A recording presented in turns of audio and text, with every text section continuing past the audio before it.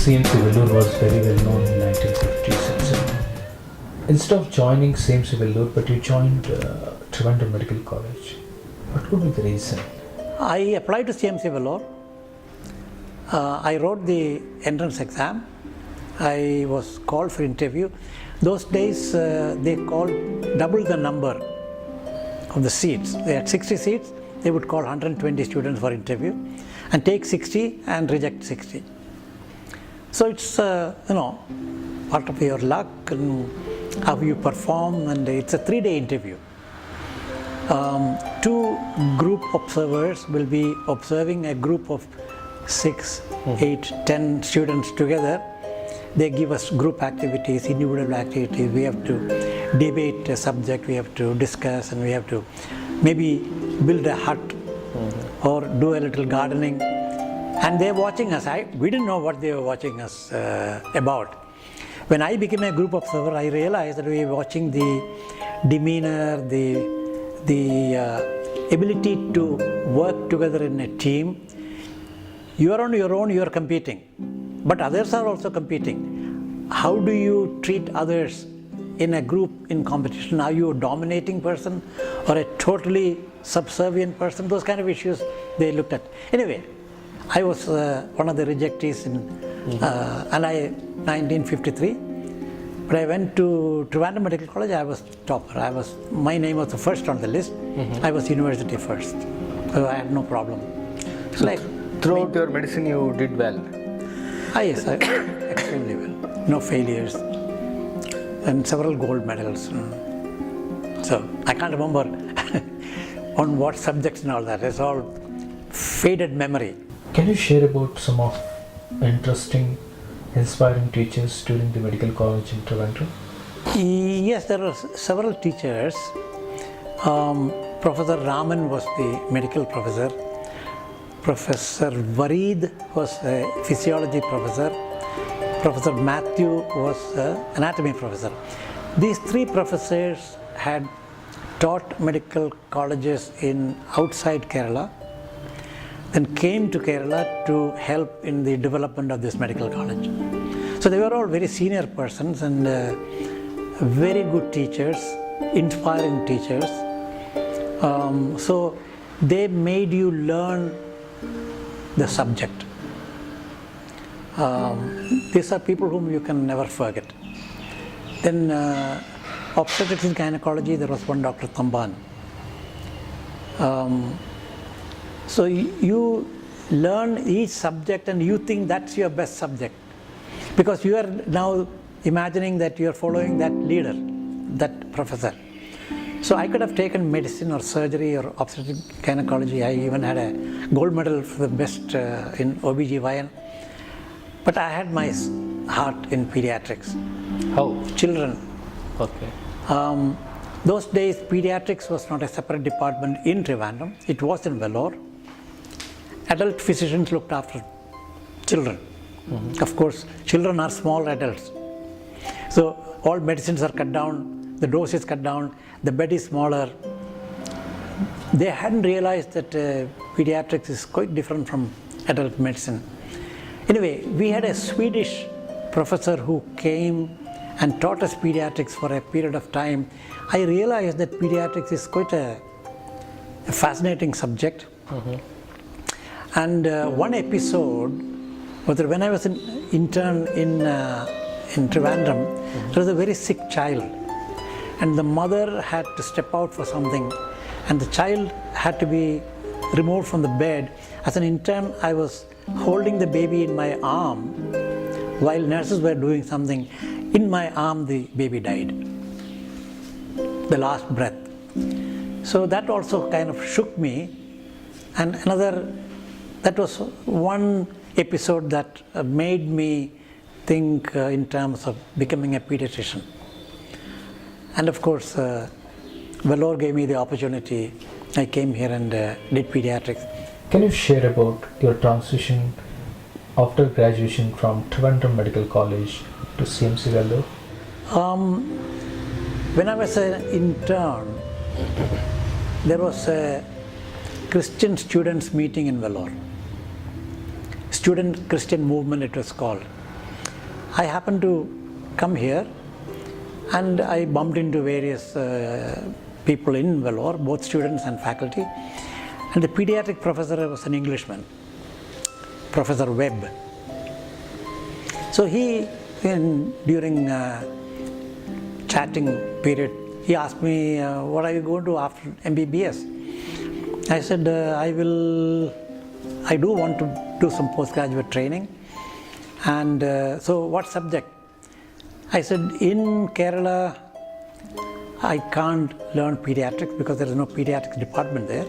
So I would like to do pediatrics somewhere. So would you like to come to Vellore, he asked me. I had this bad memory of being rejected in Vellore. Now I'm asked whether I'm happy to come to Vellore, and I said, of course, I'll be happy to come to Vellore.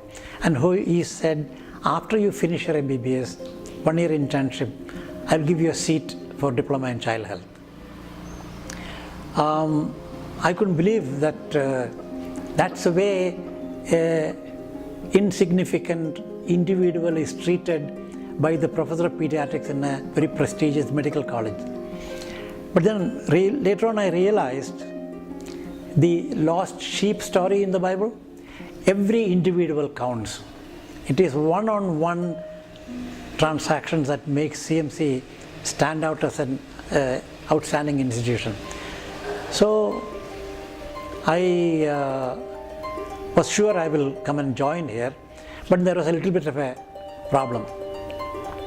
In Trivandrum Medical College, there was a strict rule that whoever graduates from Trivandrum must serve the state for 2 years.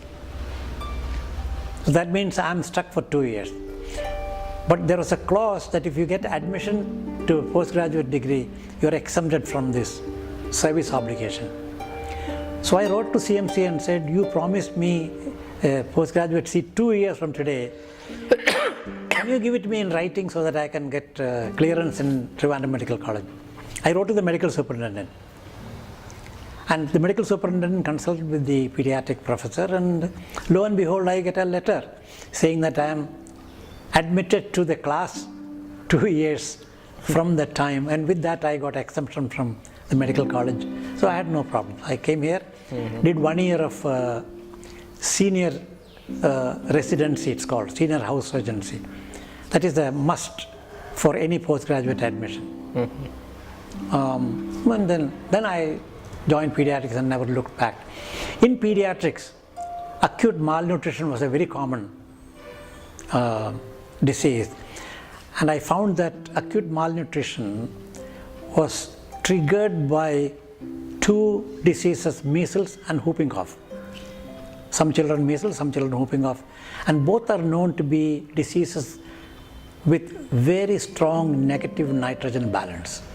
Most other diseases, you lose a little bit of weight, but you regain it immediately. But these 2 diseases pull down children's weights remarkably. So after this pediatric masters, you continue to practice here, right? After the pediatrics in Vellore, they invited me to join the teaching faculty.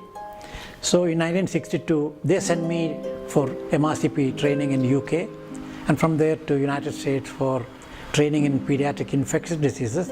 So 4 years I was on leave from CMC, 2 years in UK, 2 years in America.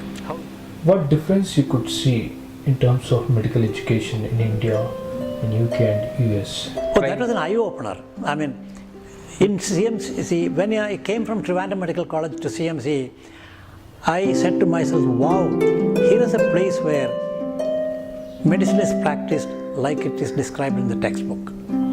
Whereas in Trivandrum, medicine is practiced by using maybe 30% of what is in the textbook, 70% is guesswork. There is no scientific evidence, there is no need for a diagnosis before treatment. You apply several treatments together, the professor's opinion is the last word, and if he says something, that's a diagnosis. Even if you think it is a different diagnosis, you have to keep your mouth shut. Came here and I found that 70% of what happens here is like what the textbook says. 30% we cannot fulfill because of the constraints of laboratory cost. Patients have to bear the cost of it. When I went to UK, I found that 100% is what the textbook says. Of course, that's where the textbooks are written. So, if you want to learn modern medicine, you must go to one of the Western universities and spend minimum of 2 years and see how medicine is practiced.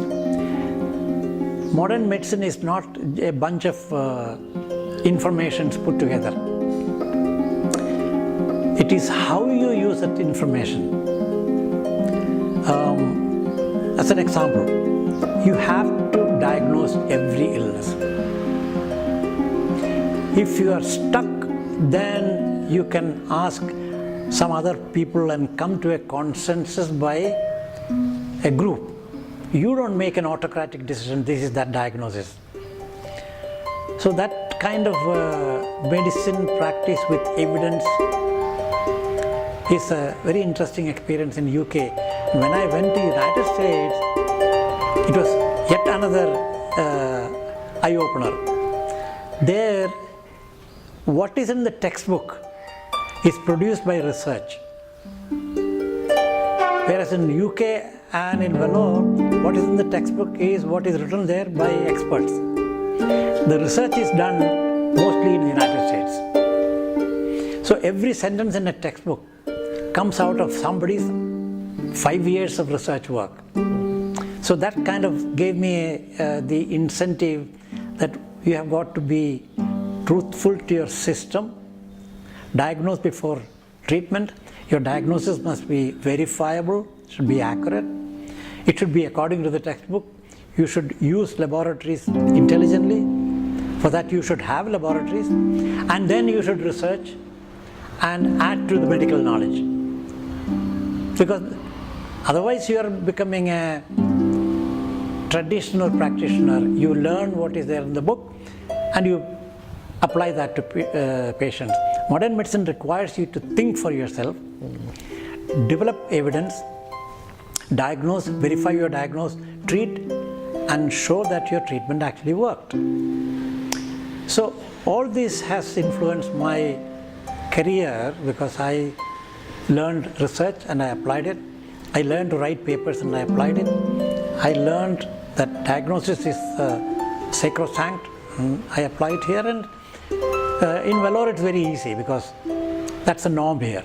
Everybody believes in competent, correct medicine. When Vellore people retire from CMC and go and work outside, they understand how, this morning I was talking to somebody in the church, they understand how much of shortcuts they take, cutting of corners they make, and you have laboratories, but the laboratory results are not quality assured. Anyway, so my career was very much guided by this particular pathway, and when I came back to CMC Vellore gave me ample academic freedom to do what I felt was the right thing to do. That was the founder's principle, was that you trust people, give them a job and tell them when you need help, come back to me. If you are on your own, go ahead and flourish.